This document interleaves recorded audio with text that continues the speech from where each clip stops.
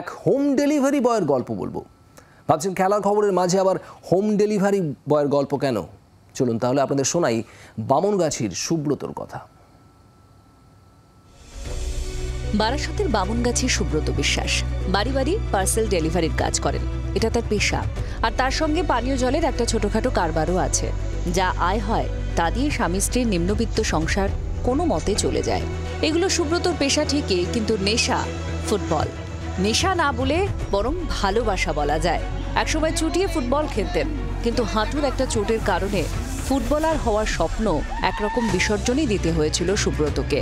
স্বপ্ন সফল না হলেও ফুটবলের প্রতি অদম্য ভালোবাসা সুব্রতকে নতুন পথে এগিয়ে দিয়েছে।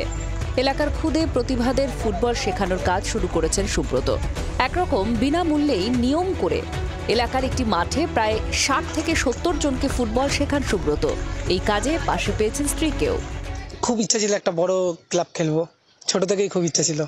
আমি একটু অভাবের কারণে আর আমার হাঁটুতে চোট হয়েছিল, ওই কারণে আমি ফুটবলটা খেলতে পারিনি, সেরকম বড় ক্লাব খেলতে পারিনি।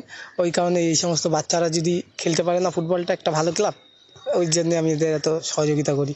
একটা ভালো ক্লাব খেললে আমার অনেকটা মনে শান্তি হবে অনেকটা আর কি, যে এরা তো খেলেছে। এই কারণেই আমি যেহেতু পারিনি। সারাদিনে সকালবেলা ঘুম থেকে উঠে একটু ছোটোখাটো জলের ব্যবসা আছে, জল ঠাল দিয়ে আসে, তারপরে কাজে বেরিয়ে যায় 12টার দিকে।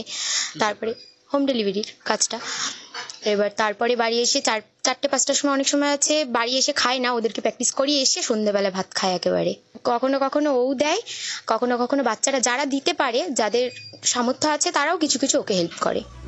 সুব্রতর কোচিংয়ে ফুটবলার হওয়ার স্বপ্ন দেখছে এলাকার এক ঝাঁক উঠতি প্রতিভা।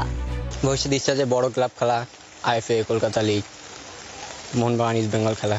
পারফরমেন্স খুব ভালো হচ্ছে, আগের তুলনায় যতটা করতাম তার থেকে আরও ডবল পারফরমেন্স করতে পারি। অন্য জায়গাতে অন্য জায়গায় টাকা পয়সার ব্যাপার থাকে, এবার অনেকে যেতে পারি না এখানে টাকা পয়সার জন্য। অন্য ক্যাম্পে টাকা পয়সা নিয়ে ভর্তির ফিস নেয়, কিন্তু দাদা এখানে এসব ভর্তির ফিস কিছুই নেয় না। তারপর জার্সি প্যান্ট সেটের জন্য পয়সা নেয় অনেকে, এখানে দাদা নিজেই করে বলতে গেলে সব।